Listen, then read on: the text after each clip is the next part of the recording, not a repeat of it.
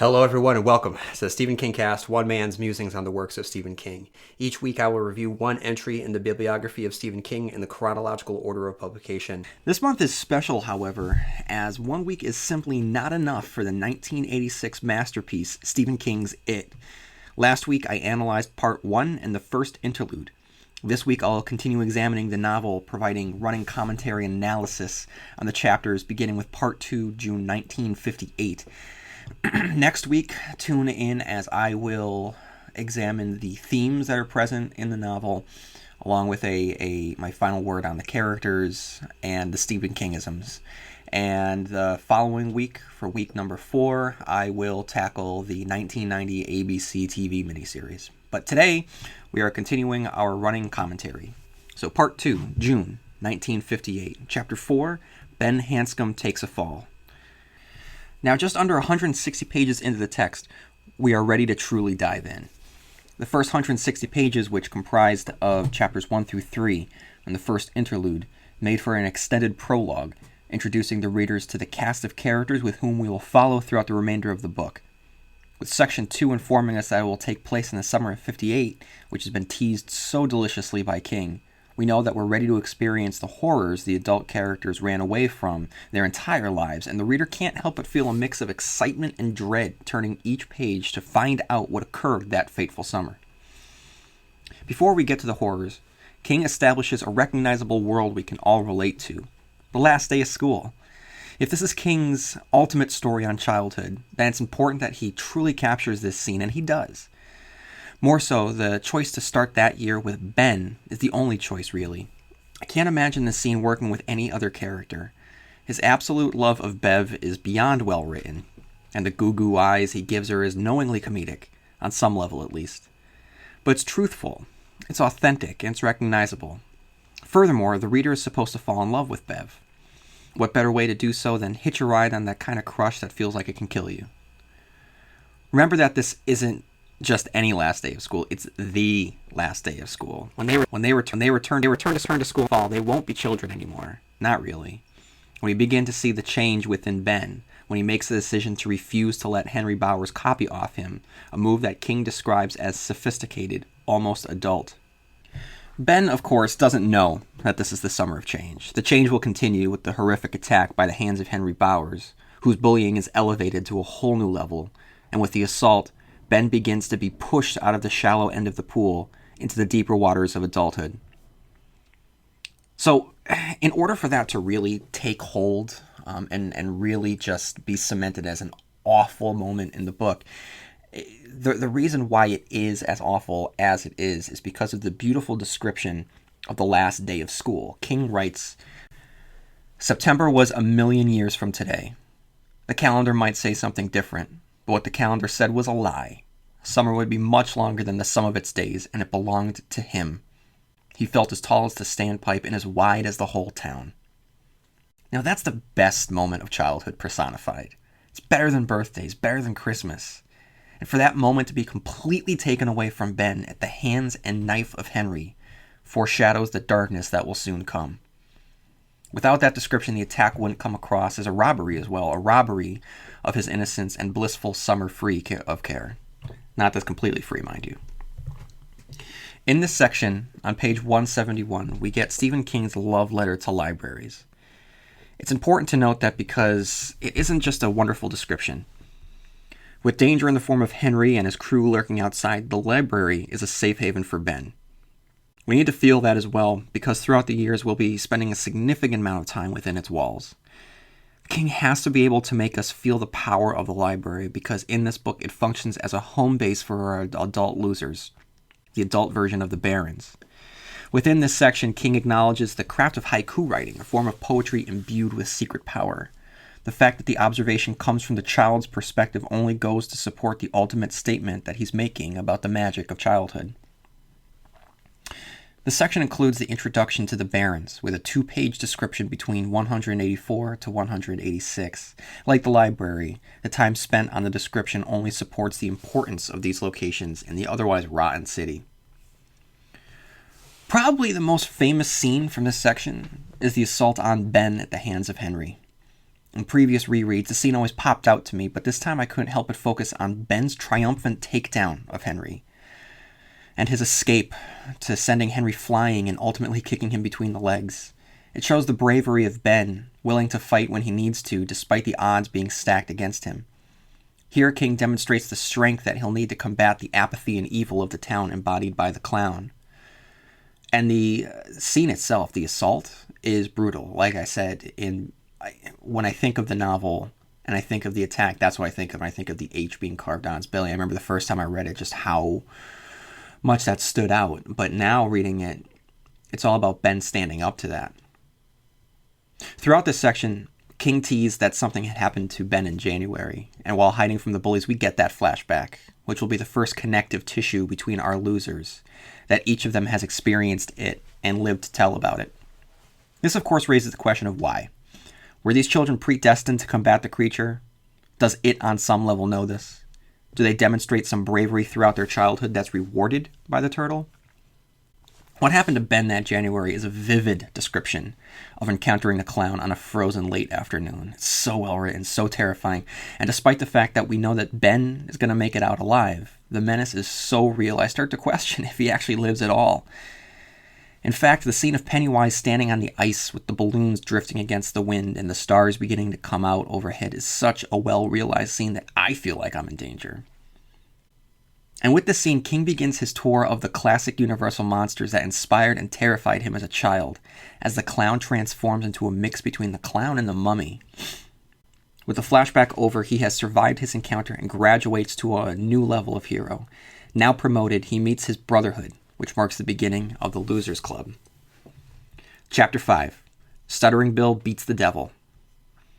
No story on childhood week would be complete without the bike, and our vehicle for magic here is Bill's bike, Silver. I'll discuss Silver in more depth in an examination on the magic of childhood next week.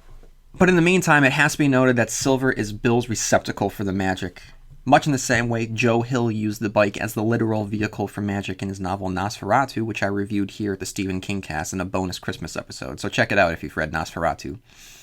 The most notable thing that occurs is the connective tissue, which I had referenced earlier. We are privy to a creepy scene in which Bill discovers Georgie's haunted photo album. Chapter 6, One of the Missing, A Tale from the Summer of '58.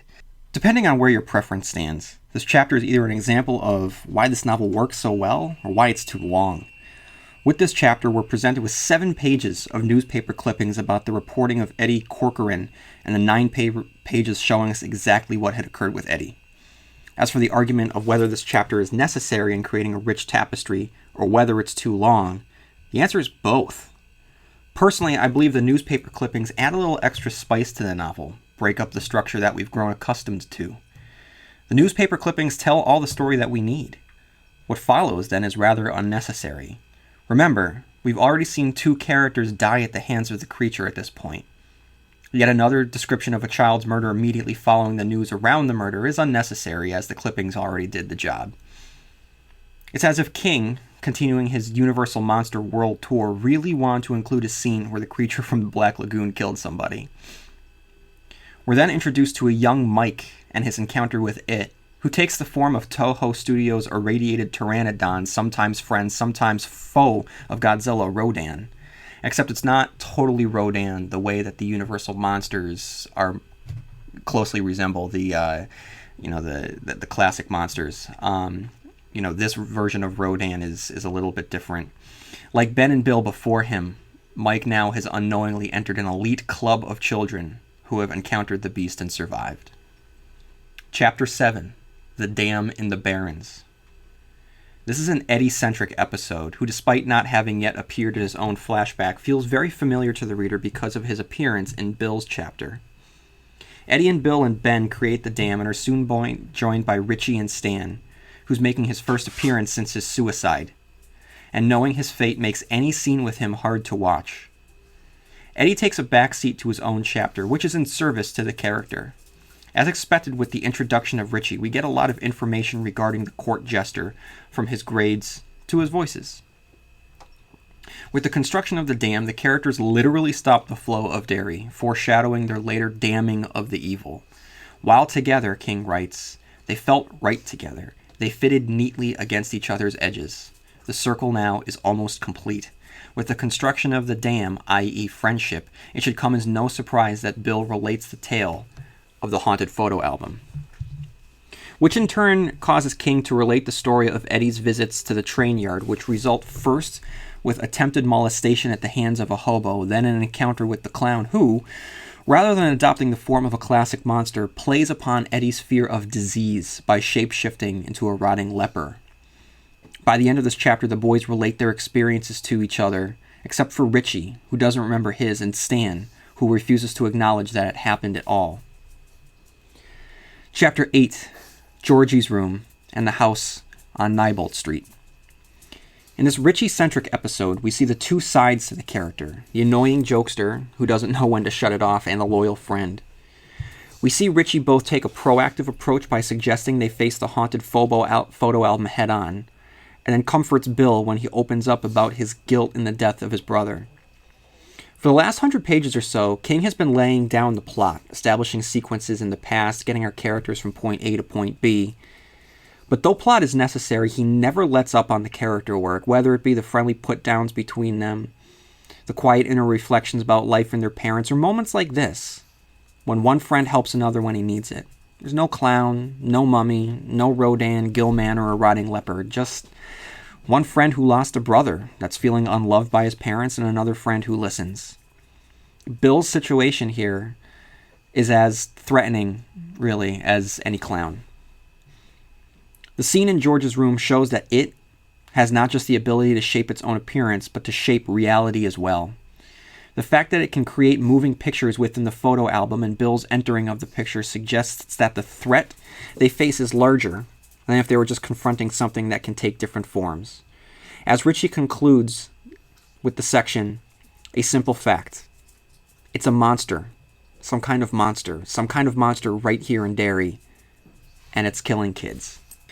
King uses this chapter as a love letter for the movie experience of his youth. Through Richie, he expresses, going to the movies always made him feel good.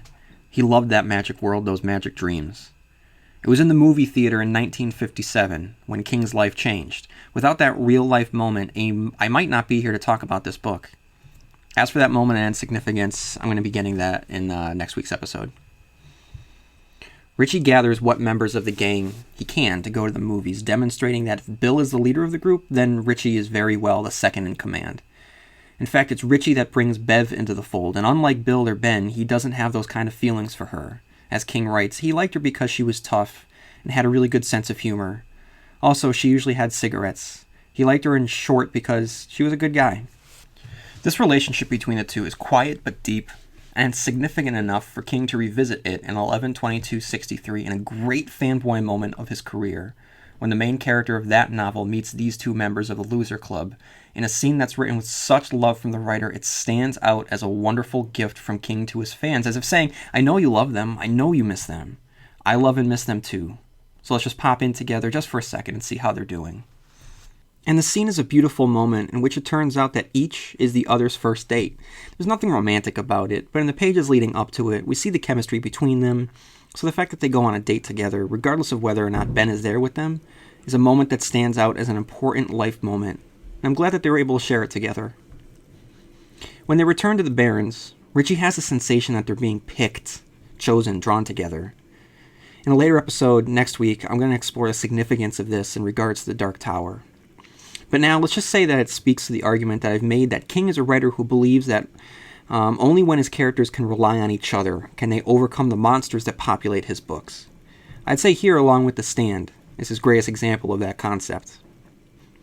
Bill and Richie go proactively in search of the clown, deciding on the house on Neibolt Street, which gives us the timeless tale of children entering the haunted house.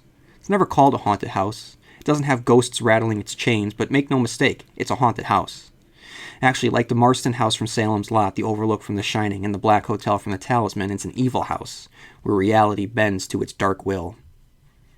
It's one of those scenes that you get the sense just writes itself. It's so vivid. Your heart beats just as frantically as Richie's, and no sooner do they enter the house does King write, the door at the head of the cellar stairs crashed open against the wall with a violent bang, spilling thin white daylight down the stairs. Again, Although we know the boys grow up to become men who return to Derry as adults, there's such menace in this scene that you can't help but think that King has tricked you somehow, because surely one of them has to die here. And thinking about the remake made me realize that while I was a teenage werewolf has no direct relevance nowadays. It certainly does indirectly. So much, in fact, that Corey Fukunaga could very easily just include this monster in his modern-day retelling of the story using Michael Jackson's Thriller as a template. During the scene, we get a glimpse of the power contained within our characters as Richie uses the voices against the werewolf. Just repeating that sounds incredibly stupid, but for whatever reason it works. Both the losers and the clown are opposite ends of the magical spectrum. And here Richie discovers that he can use his own brand of magic to wound it. It's concept versus concept. The concept of possibilities, of raw imagination, versus the concept of finality, here in the form of a teenage werewolf. Chapter 9, Cleaning Up. And Part 2 winds down with a focus on Bev, before heading into another interlude. Now with this section we get our first look at Alvin March, who I will discuss more thoroughly in the character analysis section of the review next week. It's during this scene that we are given more parameters to Pennywise's abilities. Not only can he warp and bend reality, adults can't see it. Here, blood gushes from the sink, but Alvin can't see any of it, which leads us to believe, like I said, that adults can't see the world of Pennywise, but it's really not that simple. It's not just children that can see Pennywise. As evidenced by the case of Adrian Mellon, it's the vulnerable. And as for Alvin, why should he have any concept of the clown? After all, does the hand have a concept of the head? As for the blood, of course it's Stan, logical, rational Stan, who, when Bev asks how she can ever come in there again, states matter-of-factly, why don't we clean it up? With the inclusion of Stan, he's able to relate his own encounter with the clown in the form of the dead children at the standpipe. Stan then voices the central conflict in this story, and why it has to be up to the children to stop the monster. When Ben suggests going to the police, Stan replies, dead kids in the standpipe, clouds walking on the canal, balloons that blow against the wind, mummies, lepers under porches. Chief Norton will laugh his bum off, then stick us in the loony bin. Part 2 concludes with the second interlude, which reveals that Mike is hesitant to call the losers despite his deep wish to see them again, which makes the character much more noble and draws that much more sympathy from the reader. Unlike the others, he remembers his friends, he remembers their friendships. He remembers and misses them. Regardless, he holds off, knowing that he'll know when the time has come, and is certain that they will hear the voice of the turtle. We are then treated to an extended look at a specific moment in the history of Derry, the fire at the Black Spot, a scene so steeped in racism that it's hard to read at times. Now, in many of the podcasts leading up to this, I've addressed that racism is something that King has used to reinforce the negative qualities of a despicable character. Here, for the first time, he tackles racism head-on, providing a black character to lead us through this particular minefield. And if current events have proven anything, it's that just because the mines are buried deep and out of sight doesn't mean that they're not going to go off. In this scene with Mike, he relates a time related to him from his father who witnessed blatant sadistic racism at the hands of his army superiors, and demonstrates a measure of self-control that was in turn passed down to his son, who waited patiently in a sour town for 28 years while his friends went off to become rich, famous, and successful because somebody had to stand watch. In a novel about cycles, Mike's resolute nature in the face of the atrocities of Derry is the mirror of his father's decision, despite having survived the vicious racist attack at the Black Spot, to return to Derry to raise a child. The way I interpret the scene between Mike's dad and Butch Bowers is that Mike is standing up to all of the racist characters that have appeared in Stephen King's works at that point, and the scene itself is fist-pumpingly triumphant. When Mr. Hanlon tells the story of the Black Spot, we are treated to a cameo from The Shining's Dick Halloran. It's a nice moment, and without King having to say it, Dick uses The Shining to get the boys out of the Black Spot alive. But he doesn't manage to get the man who was snatched up by the giant bird with balloons tied to his wings. The interlude ends with Mike getting a call of his own, not from one of his childhood friends or the turtle, but their enemy, who lurks in the library one night and leaves behind a balloon as a hello and a challenge. Part 3, Grown-Ups. Chapter 10, The Reunion. King takes this opportunity to focus on the human touch here, namely the experience of returning home after a long time and finding it changed. Through Bill, we see that the town it once was has grown into a small city. For a novel about growing up, scenes like this are necessary. As Bill notes all the changes made to his childhood town, King makes mention of the radio announcing that an escaped mental patient has escaped, which we know upon reread is Henry Bowers. The losers, after all, weren't the only ones to get their invitations to the reunion. As for the reunion, King doesn't jump right into it. He takes his time, letting Bill explore the town. Reading the section, I get nervous, like I'm seeing old friends that I haven't seen in years. For anyone that's ever attended a high school reunion after not speaking to classmates for years, will understand that he captures the sensation perfectly. The strange doubling sensation, as he describes it, the contradictory sensations of things having stayed exactly the same and everything having changed, is just spot on, as he does on 462 to 463. Bill hesitated for a moment outside the door, suddenly frightened. It was not that the unknown that scared him, not the supernatural. It was the simple knowledge that he was 15 inches taller than he had been in 1958, and minus most of his hair. He was suddenly uneasy, almost terrified, at the thought of seeing them all again, their children's faces almost worn away, almost buried under change as the old hospital had once been. Banks erected inside their heads where once magic picture palaces had stood. We grew up, he thought. We didn't think it would happen. Not then, not to us. But it did. And if I go in there, it will be real. We're all grown-ups now. He looked at Mike, suddenly bewildered and timid. How do they look? He heard himself asking in a faltering voice. Mike, how do they look? Come in and find out, Mike said, kindly enough, and led Bill into the small private room. Later on page 548, King continues this idea with Richie, who muses on the parts that we play. The others saw him as the class clown, the crazy cut-up, and he had fallen neatly and easily into that role again. We all fell neatly and easily back into our old roles again, didn't you notice? But was there anything very unusual about that? He thought that you would probably see much the same thing at any 10th or 20th high school reunion. The class comedian who had discovered a vocation for priesthood in a college would, after 2 drinks, revert almost automatically to all the wiseacre he had been. The great English brain who wound up with a GM truck dealership would suddenly begin spouting off about John Irving or John Cheever. The guy who had played with the Moondogs on Saturday nights and who had gone on to become a mathematics professor at Cornell would suddenly find himself on stage with the band, a Fender guitar strapped over his shoulder, whooping out Gloria or Surfing Bird with gleeful drunken ferocity. What was it that Springsteen said? No retreat, baby, no surrender. But it was easier to believe in the oldies on the record player after a couple drinks, or some pretty good Panama Red.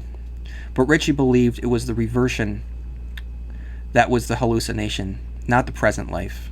Maybe the child was the father of the man, but fathers and sons often shared very different interests and only a passing resemblance. But you say grown-ups, and now it sounds like nonsense. It sounds like so much bibble-babble. Why is that, Richie? Why? Because dairy is as weird as ever. Why don't we just leave it at that? Because things weren't that simple, and that's why. Running a business is hard enough, so why make it harder with a dozen different apps that don't talk to each other? One for sales, another for inventory, a separate one for accounting. Before you know it, you are drowning in software instead of growing your business. This is where Odoo comes in. Odoo is the only business software you'll ever need. It's an all-in-one, fully integrated platform that handles everything. CRM, accounting, inventory, e-commerce, HR, and more. No more app overload. No more juggling logins. Just one seamless system that makes work easier.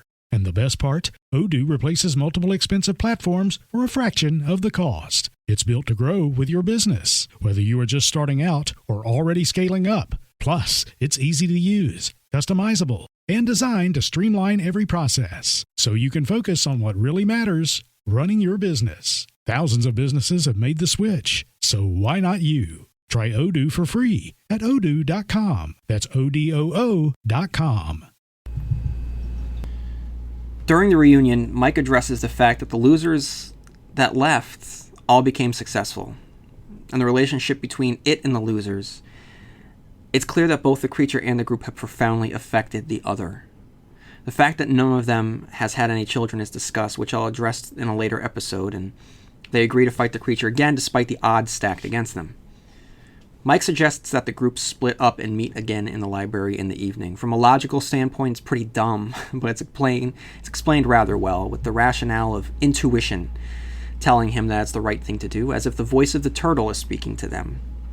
From a narrative standpoint, it's a good call. It delays the action, builds up the tone, creates more suspense, and allows King to spend more time with the characters. Ben returns to the library and is taunted by Pennywise, who provides a timetable to the rest of the book. It gives them the opportunity to leave before dark. After dark, they die. Until now, there's been a certainty to the events. Stan dies, that we know, and the others return to Derry. We know that the children survive. These things have been certainties. Now, however, all bets are off. While we know that they survive as children, something mysterious is hinted at, which the adults are unaware. And as for the adults themselves, there's no guarantee that any of them will return to the library alive.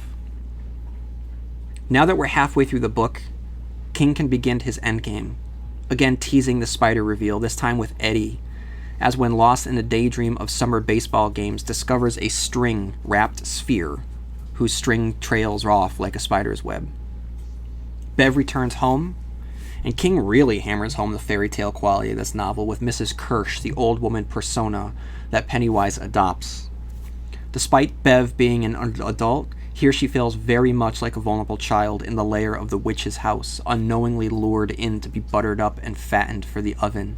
It's the witch from Hansel and Gretel, Bev's deepest fear because the witch had eaten the children. The moment that Bev realizes that the tea looked muddy is terrifying. Ben had spotted the clown when he was surrounded by others, so there's safety there. Eddie had spotted the clown outside, so there's a little bit of safety because he can run. Bev, however, is alone in an enclosed space with the creature. It adds a tension that wasn't there with the others. Cleverly, with Mrs. Kirsch, King actually foreshadows the reveal of the spider, technically being a female, when Kirsch explains that her father was Bob Gray, known as Pennywise the Dancing Clown, and that he gave birth to her, and that they are one. He also foreshadows the reveal that the clown is alien, with the balloon that reads it came from outer space. This, along with Richie's description of it coming from outside, and Bill's mention of the same, King begins to lay the groundwork for the truth of the monster. With Richie, the reader is finally granted the scene in which he first encountered the clown who took the form of the Paul Bunyan statue. It's a scene that no doubt that was teased and teased because of King's personal experience with a similar Paul Bunyan statue. Not that anything happened, it's just that we know that King drew upon the fact that he not encountered, because encountering imbues it with a menace, but there is a Paul Bunyan statue that inspired this Paul Bunyan statue. I'm going to cover Richie extensively later, but for now I'm going to make note that all the losers that have experienced the clown again, Richie demonstrates a bravery that is unbelievable. With his wise-ass comebacks, he's the only one to stand up to the clown. Bill's tour, when it comes to him, is much less foreboding. He interacts with a dairy boy, and it's rather really sweet. There's a poignancy there, and King writes on page 570, "But he rode as Bill had suspected he would, with lazy hip-shot grace. Bill felt love for the boy, and exhilaration, and a desire to be the boy, along with almost a suffocating fear. The boy rode as if there were no such things as death or getting older. The boy seemed somehow eternal in his khaki boy shorts and scuffed sneakers, his ankles sockless and quite dirty, his hair flying back behind him." I think the choice to end the chapter on a note other than doom and gloom is a nice touch. Bill's reunion with Silver is bittersweet and suggests another hand at work. It'll be revealed that the turtle is dead, but the losers have a cosmic charge that they've built up together, so it's no surprise that we see a little hopeful reminder in the form of Silver. Chapter 12, 3 Uninvited Guests. Eagle-eyed readers will put two and two together that Henry has escaped, as the radio in Bill's taxi has told us. Here we get an account of that escape while filling in some of the blanks from 1958. For instance, that the fact that the murders have been pinned on Henry. This section presents a valid argument to the response that there's too much fat in this novel. I mentioned this earlier, and I came down in favor of how long this book is. And it's not an argument that I wholly subscribe to, but with the inclusion of Audra and Tom into the Derry narrative, I do agree with that. Audra becomes the damsel in distress that Bill has to rescue, and Tom provides nothing to the story at all. I understand that Tom becomes a wild card, but ultimately it's a wild card that doesn't contribute to the story at all. Henry, of course, is a welcome and fitting addition. Of course it makes sense for him to come back. The other two, not as much. Derry, the third interlude. Personally, the third interlude doesn't quite do it for me. It's well written, but it pales in comparison to Mike's beginnings of the quest in the first and the personal stakes of the second. I love the image of Pennywise in a shootout, and the idea that he's in multiple places at once and hanging out of windows is certainly creepy, but King doesn't add to the story or the characters here. Between this and the previous chapter, King could have cut out 26 pages. Part 4, July 1958, Chapter 13, The Apocalyptic Rock Fight. This chapter provides the meeting of Mike and the losers, as well as the introduction to the ritual of Chud, an aspect of the story that's completely cut from the movie. It's such an insane concept that I completely understand why, as I imagine the ritual the kids take would be difficult to film at the time.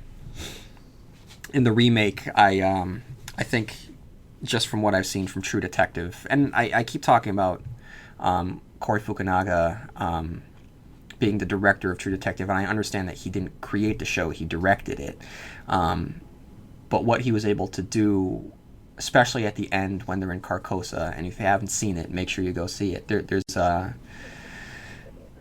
a way to film the cosmic that he's able to capture, and I'm really looking forward to seeing what he's able to do. Regardless, there's an encroaching sense of finality here, as everything seems to be coming to a head. Fate draws Mike and the losers together. The magic of the losers and the clown are so potent that Eddie sees piranhas in the stream as they cross. Now, while on the subject, I'm just glad that King includes this scene of the kids, of children playing and just using their imagination. It's a natural display of the everyday magic that most children possess. But it's clear that something is in the air. The universe is readying itself for the moment when the losers are finally united and complete. Before the losers arrive, Mike stands his ground. And what I love about the characterization of Henry is that he keeps getting beat up and humiliated. Sure, he's a bully, but he's a bully too stupid to realize that every time he runs up against the losers, they manage to inflict a good deal of pain on him. And here, again, King teases the spider reveal, describing Henry as looking like a bloated spider. Chapter 14, The Album. Here we have the sequel to Georgie's photo album, except this time everyone gets to see it. Aside from telling you it's a fun scene, there's not much for me to say. King continues to demonstrate Bill's leadership abilities here. Chapter 15, The Smoke Hole. The chapter begins with Richie reflecting on the power of the magic of childhood, which I'll address at length in next week's episode, and how that power is coming back. We're then treated to the Smoke Hole incident, which provides Pennywise's origin story, that it's been here for millions of years, and that it came from beyond the stars. I hate to keep saying this, but this is something I'm going to get into later. Again, there's a hint of other forces at work, and Richie thinks, how much of this are we thinking ourselves, and how much is being thought for us? It's a cool scene where the magic is fully on display. The ritual allows the turtle in just enough to show them the origin of the creature, and the Dark Tower fans might catch the fact that Mike and Richie float up, most likely because they access a higher level of the tower, not unlike Ralph Roberts from Insomnia. But don't worry, I'll be getting to the Dark Tower connections and the connections to this book in due time. Despite the fact that the vision reveals that it came from above, King makes sure to address that it doesn't necessarily come from space. On page 723, he writes, a spaceship, oh my god, it's a spaceship, but he believed and would tell the others later as best he could that it was not a spaceship, although it might have come through space to get here. Whatever came down on that day had come from a place much further away than another star or another galaxy. And if spaceship was the first word to come into his mind, perhaps that was only because his mind had no other way of grasping what his eyes were seeing. Chapter 16, Eddie's Bad Break. In this Eddie-centric episode, we are given the time he learns about the placebo, and with it, though he rejects it at first, realizes the power of his mind and imagination. The attack at the hands of the bullies is vicious, and I get the sense, with Hochstetter's loogie running down his face, the sense of Eddie having been violated. However, we also see his inner strength depicted thus far as the weakest physically. So it's awesome to see how he laughs at them, even when they break his arm, and refuses to give in to the fear. It's a watershed moment for Eddie, who then stands up to his mother, both forcefully and lovingly, showing the deep reservoirs of compassion within the character that I had referenced earlier. It'd be very easier for his character to turn to hate, but he doesn't. It doesn't even cross his mind. What he does, however, is some ways worse than hate, resorting to the emotional blackmail that she has specialized in, trapping her in an emotional hell that she has had a hand in creating. They soon might face the apotheosis of monsters soon enough, but Eddie standing up to his mother really might be the bravest thing in this book. The scene in the hospital with the reunion of the children as the thunder piles on and on over the town, it's so ominous, it's so wonderful. Here, King sells the gravity of their situation. Chapter 17, another one of the missing, the death of Patrick Hochstetter. This chapter is an extended look at the squalid life of Patrick Hochstetter, whose death by leeches is probably the most gruesome scene in the novel. All in all, it's a rather useless scene that could have been cut. Hochstetter is barely a character, and you can tell that King really wanted to tell the Sorry guys, just so you know, I have a little bit of a cold. I took some NyQuil last night. I haven't fully woken up. I'm in a little bit of a daze. But anyway, Hochstetter was barely a character, and you can tell that King wanted to tell the tale of a legit sociopath, one who rarely encountered the losers at all, whose presence didn't impact the story. It's 33 pages that I think could have been cut from the bulk of this novel. Chapter 18, The Bullseye. Here, after forging the silver slugs, the losers, in full this time, return to the house on Neibolt Street, which is an evil version of the Doctor's TARDIS, bigger on the inside. The house is described as a station where it can find its way into the other world. Dark Tower fans will know that this makes it a thinny. The dancing elf wallpaper reminds us of the fairy tale quality to the story. Their confrontation with the werewolf reveals snippets of its malleability and hints of its true form. Later, Ben has a page-and-a-half introspection on the similar malleability of power.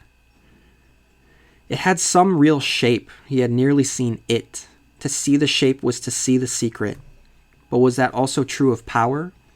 Perhaps it was. For wasn't it true that power, like it, was a shape changer? It was a baby crying in the middle of the night. It was an atomic bomb. It was a silver slug. It was the way Beverly looked at Bill and the way Bill looked back. What was power anyway? Derry, the fourth interlude. Here we get the scene of Claude Hero, the murderous lumberjack who slaughtered a number of men in a bar while the rest of the patrons just went about their business. And now that Mike understands that the creature had waited for the magic of childhood to lose its shine within them, Mike decides to call them, knowing he's most likely calling them to their doom. Part 5, The Ritual of Chud, Chapter 19, and the Watches of the Night. King begins the section entitled The Ritual of Chud with the ritual itself for the adults. Their magic is sealed, their memories return, and they are bound by fate to see this through until the end. We then experience the horror of Alvin Marsh, his already impressionable mind brainwashed by it, and all of the warped sexual repressive abuse comes to the forefront with a harrowing, disturbing scene. It's also in this scene where King again foreshadows the spider reveal, as a character who sees the possessed Alvin Marsh has nightmares of the father transforming into a spider. This scene's horrific. It's one thing to read a book where children die, it's another thing to read a book where the children die at the hands of their parents, which is almost what happens here. We see that the powers of it are not limited to shape-shifting. It really is a dark god who demands sacrifice in this town, who calls upon its disciples to do its work for it. Bev narrowly escapes one disciple, her father, before running straight into another, Henry, who has gone insane at this point, believing that the moon is talking to him. Here, King reveals the past and the present have blended together completely. One scene in 1958 ends with the threat of the now insane Henry, and the next scene, 1985, begins with the threat of the recently escaped Henry lurking in the shadows of the library. The darkened, echoing library is full of shadows and the unknown. We know at this point, with less than 200 pages to go, that anything can happen. King has made Mike state that he wasn't sure they would all live through the night, and Mike's primary role was to stand watch and call in the troops when the time came. Well, he stood watch, and he called in the troops. These thoughts should fill the reader, like air in a balloon, which could easily pop with the dreadful knowledge that the scene that we're reading will most likely end with the death of Mike. The showdown between Mike and Henry is tense, and both of the characters' traits are fully on display, one insane, the other resolute but compassionate. King continues to flip back and forth through the two eras like a baton being passed from one runner to the next. We get a sequence which Bill cheats on his wife. It's a scene that I can't stand because it's beyond unnecessary, and it makes Bill look awful. It makes Bev look awful. I get it that it gives Bill guilt heading into the final act, but it's one that I wish wasn't there. Thankfully, the bad taste is soon washed out of my mouth with one of my favorite parts of the book, which is so joyfully fanboyish. It's when Christine, that Christine, shows up to give Henry a ride. It's a fun cameo, an Easter egg for constant readers. And if you're to take it seriously, brings about goofy ramifications of the Stephen King villains in league with each other, like the Universal Monsters and the Monster Squad. I mean, if Pennywise had more time, would Christine drive Henry up to Ludlow, Maine and pop the trunk, revealing the corpse of a St. Bernard with instructions to bury Cujo in Pet Cemetery so that Henry might have more reinforcements? Stuff like that I love, and I'm sure that there's probably fan fiction out there where stuff like this happens. Tension builds in both the past and the present, with Eddie about to die and the growing storm in 58. Thankfully, Eddie survives his encounter with Henry in the present, while Bill in the past realizes that it has taken control of the entire town and that none of them are safe anywhere. In 1958, the losers descend into darkness for what they think is their final confrontation with it. Chapter 20, The Circle Closes. Momentum comes to a crashing halt with the appearance of Tom Rogan. Tom has a dream that he's Henry in the sewers. Audra is taken, and the adults head to the sewers. And it's, again, Tom is unnecessary. I think the movie actually did a good job at getting rid of Tom and just having Pennywise take Audra. Chapter 21, Under the City. Here we get the first chapter to take perspective of it, which relays the origins of the universe and the relationship with the turtle.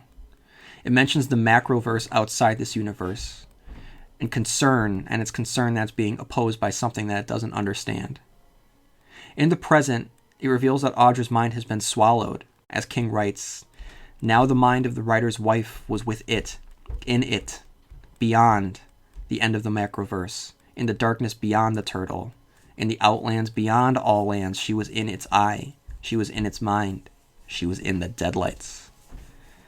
And even here, without saying it, King still teases the spider reveal, with it coming down from its place and preparing Audra for later feeding.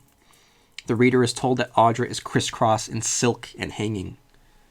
In the past, the eye begins to drag away the losers, and Eddie steps up like a warrior and sprays the eye with imaginary battery acid from his aspirator, and motivates the others to fight it.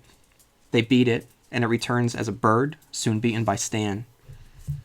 Now they have entered a cave so large it's as big as a cathedral, whose walls throw off a light of their own. They've stepped out of reality and fully into a fairy tale. The giant wall they see is broken by a single tiny door, at whose feet lies the bones of children. They've reached the home of the monster. As the children enter, it cuts the presence where the town elders realize that something is about to happen. Above, in the present, chaos erupts as Armageddon comes to Derry. The town starts to flood from the rains from above, while destruction comes from the explosions from below. It sends someone to kill Mike, but the losers send some of their power to help him. The adults then enter through the clown's door, and the final mystery is revealed in a 1-2 punch. We witness their horrified reactions to the realization of it exactly as King shows us, not tells us, but shows us what they remember. He writes, "It raced down the gossamer curtains of its webbing, a nightmare spider from beyond time and space, a spider from beyond the fevered imaginations of whatever inmates may live in the deepest depths of hell." For a reason I personally don't understand, the final reveal of its form to be a spider is one that many people turn their noses at. I can't for the life of me understand why. Is it because of how clumsily it's handled in the movie? That I get. But here, a nightmare space spider living in a world of deadlights behind a 3-foot door in a giant cavern below the city? That's right up my alley. Furthermore, it isn't really a spider, as King quickly points out. No, Bill thought coldly, not a spider either, not really. But this shape isn't one it picked out of our minds. It's just the closest our minds can come to whatever it really is.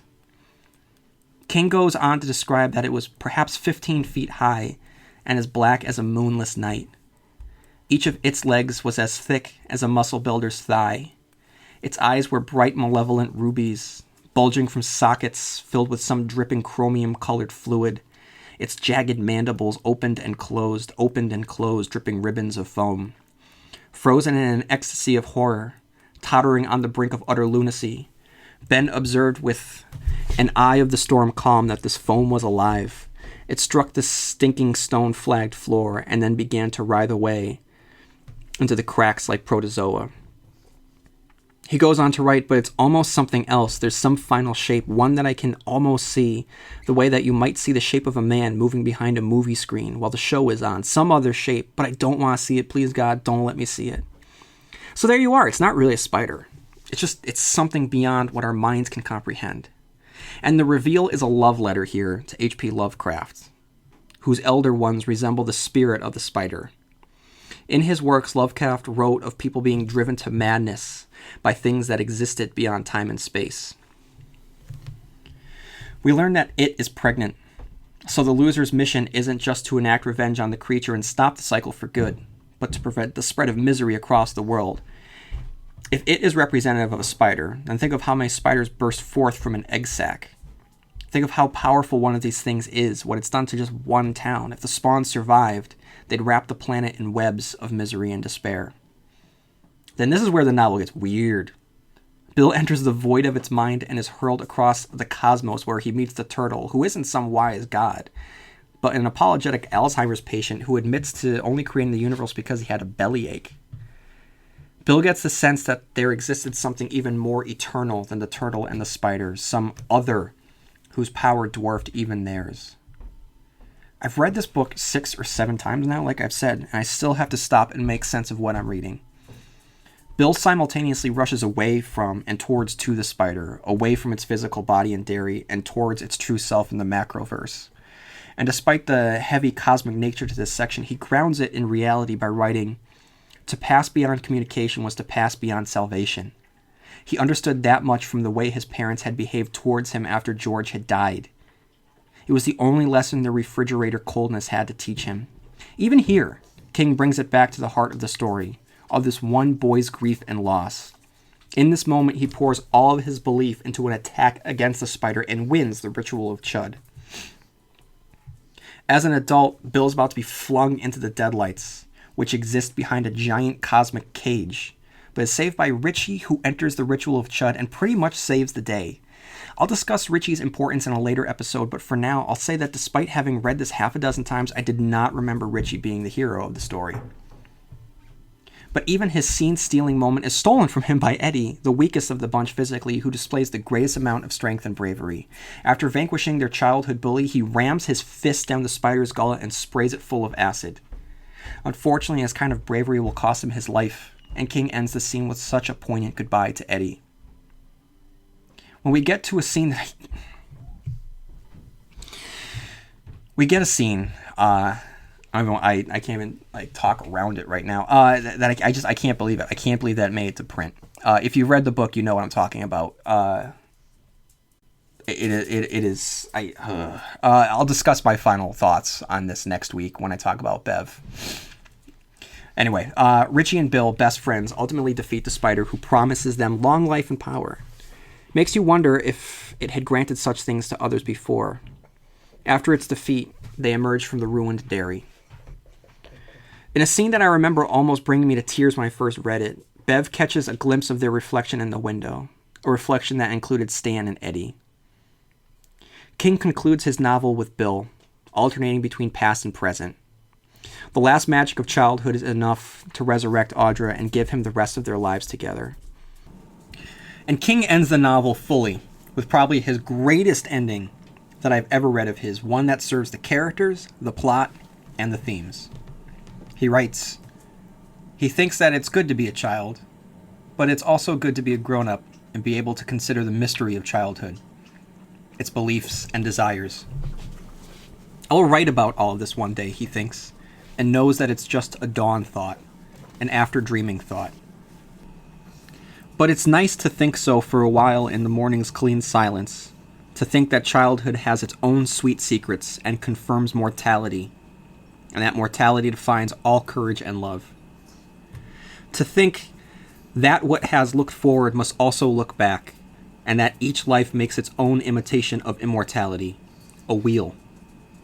Or so Bill Dunbro sometimes thinks on those early mornings after dreaming, when he almost remembers his childhood, and the friends with whom he shared it. It's just the ending of the story, but leading up to it, just flashing back and forth between present-day Bill and 1958 Bill, looking out over the water and the sun going down, and him being ready to move on, and then cutting to him as an adult, saving Audra, and thinking that, and just we being swept up in everything that had occurred. It really does feel like an ending. It's a right ending. It's a strong ending. It's an emotionally, thematically rich ending. It works for me on multiple levels. So that's all that I have for this week, everybody. The last week I introduced it. I started providing the running commentary. This week I concluded the running commentary. Make sure you tune in next week as I give my final thoughts on it, as I discuss the themes and the characters in more depth, and I share the Stephen Kingisms, which, if you haven't listened to any of the podcasts yet, Stephen Kingisms are the tricks and traits and tropes and patterns that you see from across one Stephen King story to the next. And there's quite a few, so it's gonna take some time to get through. So make sure you come back next week for that. And the following week, I will dive into the 1990 ABC TV miniseries. So for fans of the miniseries, make sure you stick around for that. So we're still, I might be over with the running commentary of the book, but we're still in Derry. So we got a couple more weeks to stick around, kick around, and revisit some old haunts. All right, everyone. If you haven't done so already, leaving a review on Apple Podcasts will help me out greatly. Write down and send me all of your thoughts on it to stephenkingcast@yahoo.com. Follow me on Facebook and on Blue Sky and on Instagram and on TikTok. And may you have long days and pleasant nights. And I'll see you here next week where MOON spells Stephen King Cast.